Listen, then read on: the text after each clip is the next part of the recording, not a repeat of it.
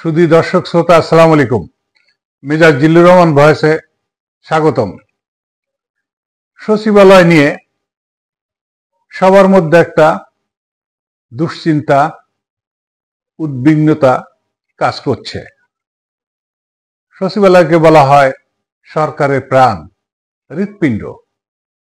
সেই হৃৎপিণ্ডে যদি প্রদাহ থাকে, সেখানে সরকার সুষ্ঠুভাবে তার দায়িত্ব সম্পাদন করতে পারে না। সচিবালয় আগুনকে নাশকতা বলা হচ্ছে।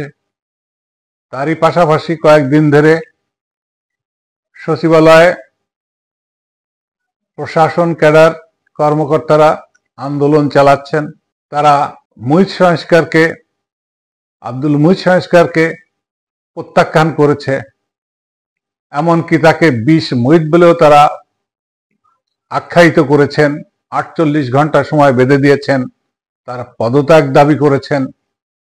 তারা বলতে চাচ্ছেন যে একমাত্র প্রশাসন ক্যাডার যারা আইন এবং প্রশাসনের উপরে বিশেষ কোর্স সম্পাদন করে থাকেন, প্রশিক্ষণ নিয়ে থাকেন, তারাই প্রশাসন চালানোর জন্য দক্ষ হয়ে থাকে। অন্য কোনো সার্ভিস থেকে প্রশাসন ক্যাডারে কোনো পদ কোনোভাবেই তারা মেনে নেবে না। পূর্বে ২৫ ভাগ পদ দেওয়া ছিল উপসচিবে, এখন ৫০ ভাগ পদ এই সংস্কার সুপারিশ করতে যাচ্ছে। অতীব কথনের কারণে অথবা তাদের সাথে পূর্বে আলোচনা না করার কারণে এমনটি অসন্তোষ সৃষ্টি হয়েছে বলে অকেবল মনে করেন। এই প্রশাসন ক্যাডারের অফিসাররা তারা সব ঐক্যবদ্ধভাবে, এমনকি অবসরে যাওয়া কর্মকর্তারাও তাদের সাথে একত্রতা ঘোষণা করেছেন। তাদের কথা ১৮৫৭ সাল থেকে ২০২৪ সাল পর্যন্ত সচিবালয় চালিয়েছে প্রশাসন ক্যাডারের কর্মকর্তারা। প্রশাসন ক্যাডারের কর্মকর্তারা এটা সবাই জানে যে তারা প্রশাসনের কেন্দ্রে থাকে। তারাই প্রশাসনের সর্বময় কর্তা। সরকারের যত পলিসি প্রশাসন কর্মকর্তারা সচিবালয়ে প্রণয়ন করেন, বাস্তবায়ন করেন। প্রশাসন কর্মকর্তারা যারা ফিল্ডে থাকে, সেই দিক থেকে বিবেচনা করে তাদের দাবি কোনোভাবেই তাদের এই প্রশাসন ক্যাডারে বহিরাগত কাউকে কোনো পদ দেওয়া তারা বরদাস্ত করবেন না। আবার একথাও তারা বলেছেন, যুগ্ম সচিব পর্যন্ত পদোন্নতি পরীক্ষা পাশ করে তারপর মেধা ভিত্তিতে পদোন্নতি পেতে হবে। এই কথার জবাব দিয়েছেন মুহিত সাহেবকে এভাবেই ব্যঙ্গ করে বলেছেন যে আপনি তো পরীক্ষা দিয়ে পদোন্নতি পাননি, আপনি কোন নৈতিকতায় বলতে পারেন পদোন্নতি যুগ্ম সচিব পর্যন্ত পরীক্ষা দিয়ে আসতে হবে? তাহলে সর্বপ্রথম তো উচিত ছিল আপনার এখান থেকে রিজাইন করে এ সকল কথা বলার কথা বলার নয়। আমাদের বর্তমান পরিস্থিতিতে মনে হচ্ছে সরকারি কর্মকর্তারা যে যেখানে যেভাবে পাচ্ছে, যৌতুক, অযৌতুক, আংশিক যৌতুক যাই হোক না কেন, সরকারের প্রতি মনে হয় যে সীমাহীন চাপ সৃষ্টি করেছেন। এটা কি এই সময় করা উচিত?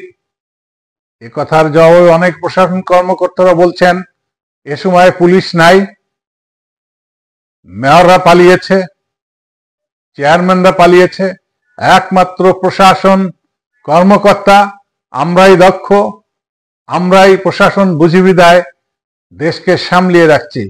সুতরাং আমাদের এই প্রশাসনে বাইরের কাউকে এনে বসানো কোনোভাবেই যুক্তিসঙ্গত নয়, দেশের জন্য মঙ্গল নয়।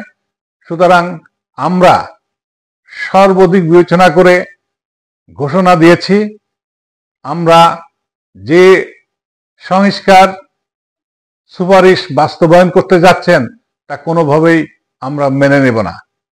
জাতির স্বার্থে আশা করা যায় সর্বমহল একসাথে বসে দেশের বর্তমান ক্রান্তি লগ্নে একটা সুষ্ঠু সিদ্ধান্তে আসবেন, যাতে আমাদের প্রশাসন, সরকার সুষ্ঠুভাবে কর্ম চালিয়ে যেতে পারে। সবার শুভবুদ্ধি উদয় হোক, একথা অনস্বীকার্য। অভিজ্ঞতার কোনো বিকল্প হয় না। আমাদের সকল ক্যাডারের কর্মকর্তারা অত্যন্ত মেধাবী। প্রশ্ন আসে, শুধু মেধা কাজ করে না মেধার সঙ্গে অভিজ্ঞতা যদি সমন্বয় করা যায় সেটা আরো দক্ষতার সাথে প্রয়োগ করা যায়। প্রশাসন ক্যাডারে যারা কর্মরত তাদের প্রশিক্ষণ ব্যাপ্তি, তাদের প্রশাসন ক্যাডারের কর্মকর্তাদের প্রশাসন যন্ত্র সুষ্ঠুভাবে পরিচালনার জন্য তাদের সর্ববিষয়ে প্রশিক্ষণ দেওয়া হয়। যেমন ম্যাজিস্ট্রেসি শুরু হয় বিচারিক কার্যের মাধ্যমে, সেখানে একটা অভিজ্ঞতা হয়। তাদের সার্ভে অ্যান্ড সেটেলমেন্ট ট্রেনিং হয়। মাঠ পর্যায়ে সার্ভেয়ারদের সঙ্গে শিকল টেনেও তারা প্রশিক্ষণ নেয়। আবার মাঠ পর্যায়ে, উপজেলা পর্যায়ে এসিল্যান্ড, ইউনো, জেলা প্রশাসক সকল জটিল জায়গায় চাকরি করার যে অভিজ্ঞতা, রাজনীতি, লোকাল প্রশাসন, সাধারণ মানুষের চাহিদা, দেশের মানুষের চাহিদা, সরকারের পলিসি সবকিছু সমন্বয় করে দীর্ঘদিনের চাকরির অভিজ্ঞতার ফলে ধীরে ধীরে তারা প্রমোশন নিয়ে সচিবালয়ে এসে বসে তারা প্রশাসন পরিচালনা করে। সুতরাং বিবেচনা করলে দেখা যায় যে প্রশাসন পরিচালনার জন্য প্রশাসন ক্যাডারের বিকল্প নাই বললেই চলে। ইতিমধ্যে কয়েকজন বলেছেন যে যেখানে পুলিশ নাই, যেখানে চেয়ারম্যান পালিয়েছে, মেয়র পালিয়েছে, মেম্বার পালিয়েছে, সেখানে একমাত্র প্রশাসন ক্যাডার অফিসাররা দেশকে সামলিয়ে রেখেছে। কথা মিথ্যা নয়। প্রশ্ন হলো, আদালতের একটা রায় আছে প্রশাসন ক্যাডারে উপসচিব পদে কিছু পদ অন্য ক্যাডার থেকে দেওয়ার জন্য। আবার প্রশাসন ক্যাডারের বিশেষজ্ঞরা বলছেন আদালতের এটা কোনো রায় নয়, এটা একটা অবজারভেশন ছিল। সেই অবজারভেশন কখনো আইন হতে পারে না। তাছাড়া যাদের এই অভিজ্ঞতা নাই, যে যে ফিল্ডে অভিজ্ঞ তাকে সেই ফিল্ডের দায়িত্বে রাখা উচিত, এটা সাধারণ মানুষও তাই মনে করে। সবকিছু বিবেচনায় নিয়ে সকল পক্ষকে এক জায়গায় বসতে হবে। এই উত্তাল পরিস্থিতি শান্ত করে প্রশাসনকে নিরবিচ্ছিন্নভাবে কাজ করার পরিবেশ তৈরি করে দিতে হবে। ধন্যবাদ।